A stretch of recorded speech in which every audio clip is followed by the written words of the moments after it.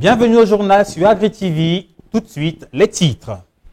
La basse-cour camerounaise est riche et diversifiée, preuve que le secteur avicole ne repose pas uniquement sur les poulets de chair et les pondeuses.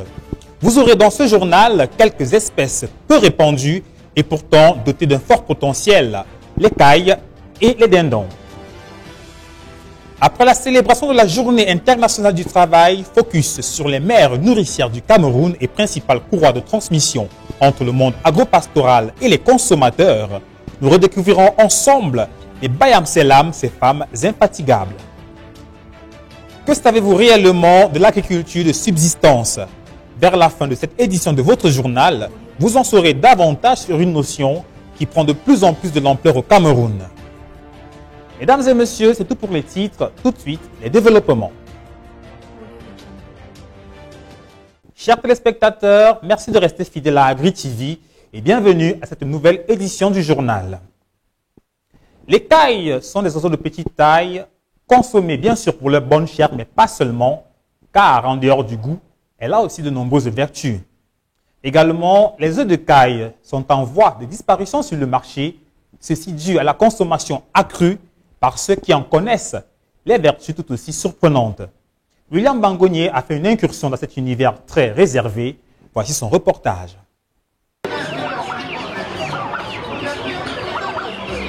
Ne vous y trompez pas, il ne s'agit pas de poussins, mais d'une variété de volailles déjà adultes.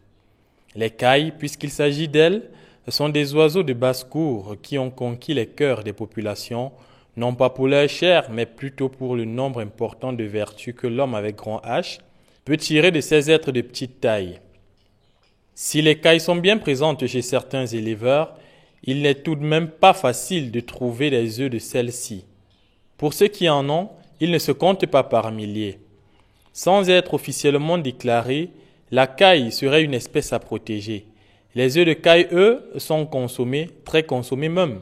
Pourquoi? Allons le savoir. Les cailles sont des oiseaux, c'est des tout petits oiseaux qui pondent régulièrement des œufs, mais les gens les élèvent surtout pour leurs œufs. Leurs œufs sont très bien pour la santé.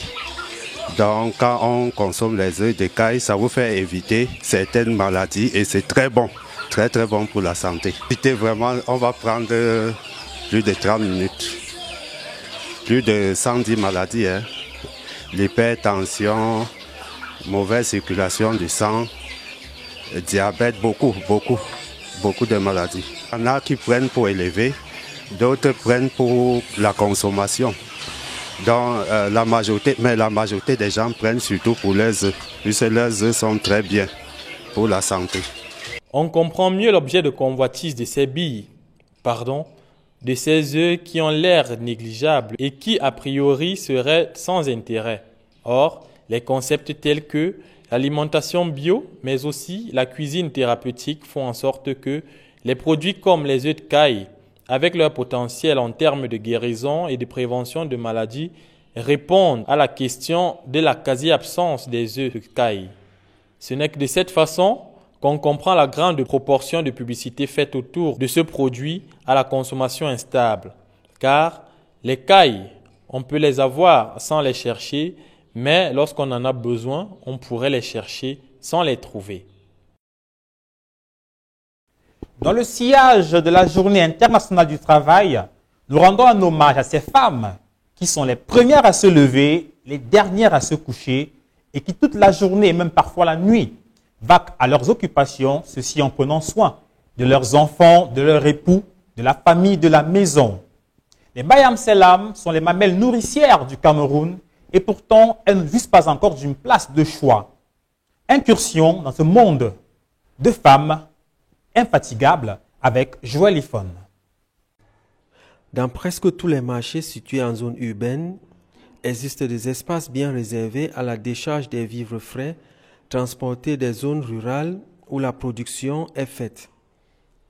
Et les produits agricoles se retrouvent en ville grâce au concours des revendeuses, des femmes fortes, pleines d'énergie qui écument les villages et ramènent des vivres qu'elles revendent sous le soleil ardent de Yaoundé.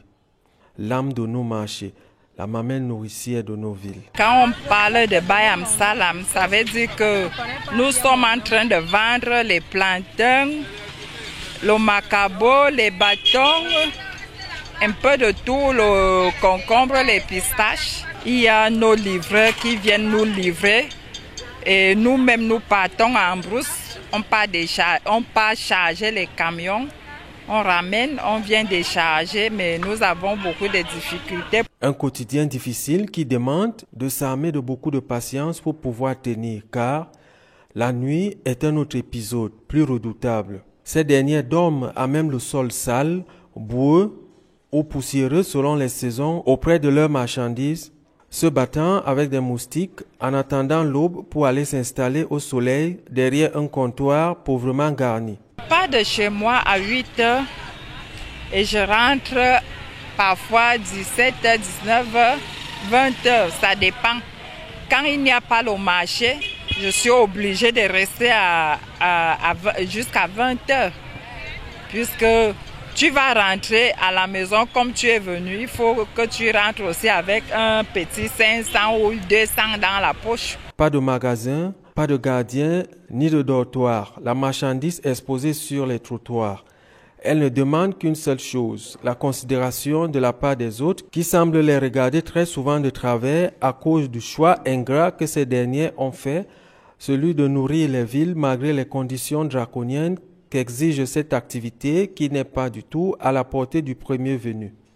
C'est donc un maillon incontournable dans l'approvisionnement des villes en matière de vivres frais et pour cela, elle mérite un peu plus de considération. Le dindon fait partie des animaux de la basse-cour en apparence, difficile à trouver. Et pourtant, d'après les acteurs de sa production, il est facile à avoir et même à élever. Le problème, c'est que cet animal n'entre pas dans les habitudes de consommation des Camerounais. C'est le constat fait par William Bangonnier. Donc, franchement, le dindon, déjà consommable, c'est à partir de 7 mois. 7 mois pour avoir un oiseau. Pour plus que cela, on pourrait obtenir une volaille géante. Le dindon, cet être à plumes qui se rapproche le plus des oies, de par sa grosseur, n'est pas rare d'après les acteurs de son circuit de production. Contrairement au poulet, le dindon nécessite un itinéraire qu'il est déconvenu de biaiser de peur ou au risque de passer à côté de sa production. J'ai trouvé les dindons chez les éleveurs. Comme moi, j'élève les dindons. Donc, quand j'ai les dindons, ça pond, ça couvre, ça fait éclore. Et j'ai régulièrement les petits. Bon, dans le cas où ça ne couvre pas, je mets les œufs dans l'appareil, dans la couveuse. Et après 28 jours, ça donne les dindonneaux. Oui, je les élève et je les remets sur le marché. Très précise et très technique, la production du dindon est loin d'être l'affaire de tous. C'est alors cela qui rend le dindon peu répandu. Car tout le monde peut avoir du poulet dans sa cour, mais le dindon demande une implication efficiente, mais aussi un temps d'élevage considérable.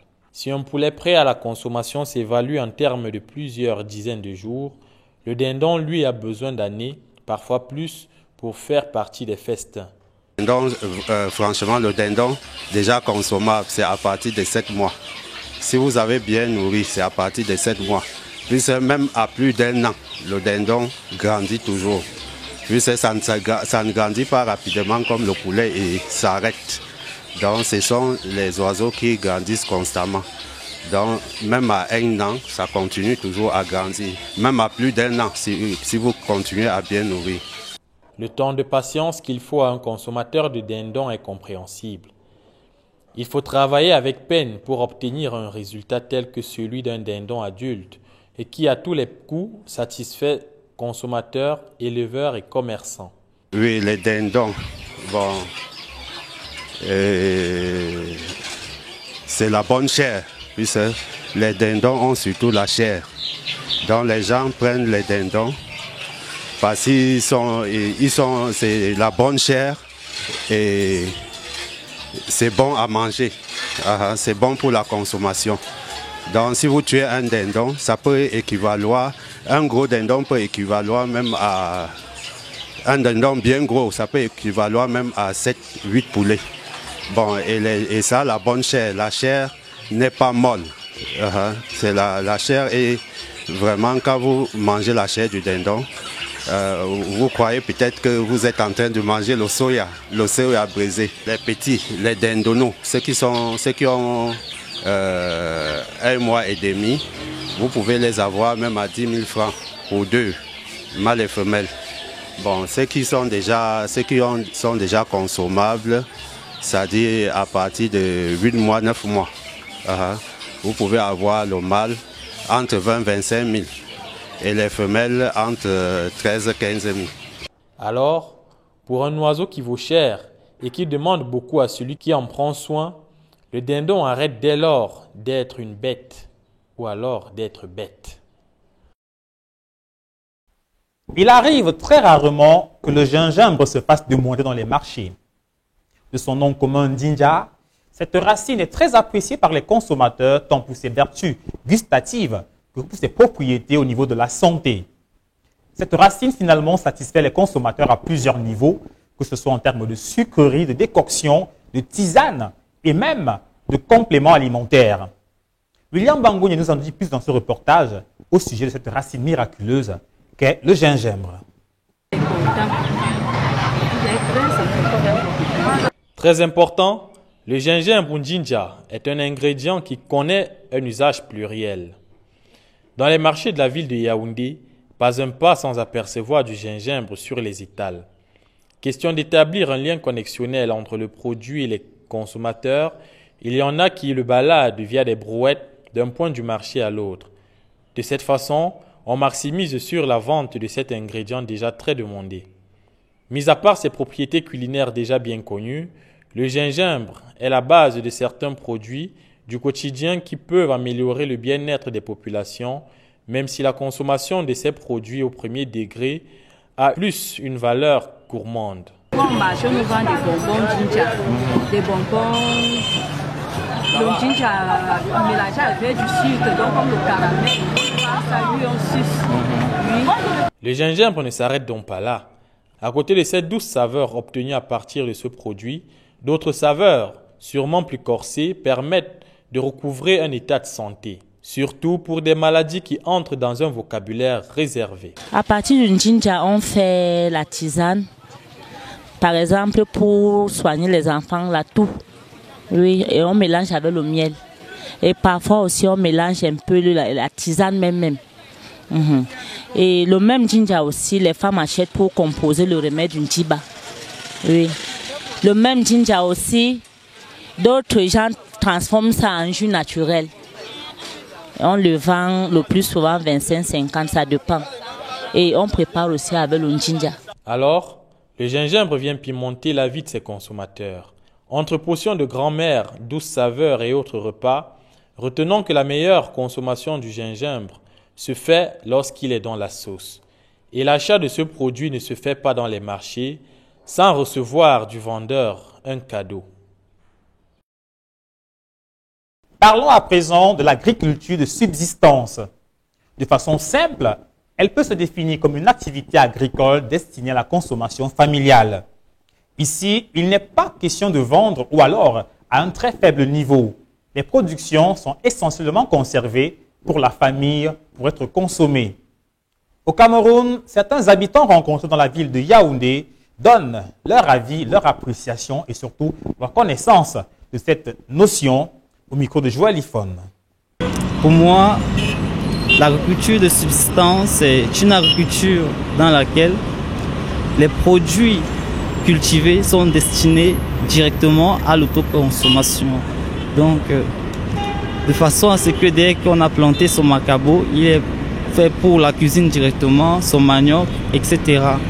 Donc, ce qui est différent de l'agriculture de production des rentes qui sont destinées à des grandes ventes, à des grandes exploitations. Donc l'agriculture de subsistance, c'est juste de quoi se nourrir quotidiennement.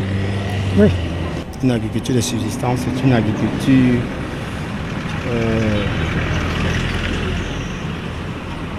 dont l'objectif est juste à l'utilisation personnelle, à la maison, la consommation, donc non pour la vente, quoi. Oui. Parce que si c'est pour la vente, on pourrait parler d'agriculture industrielle. D'après moi, l'agriculture de subsistance, c'est une agriculture qui consiste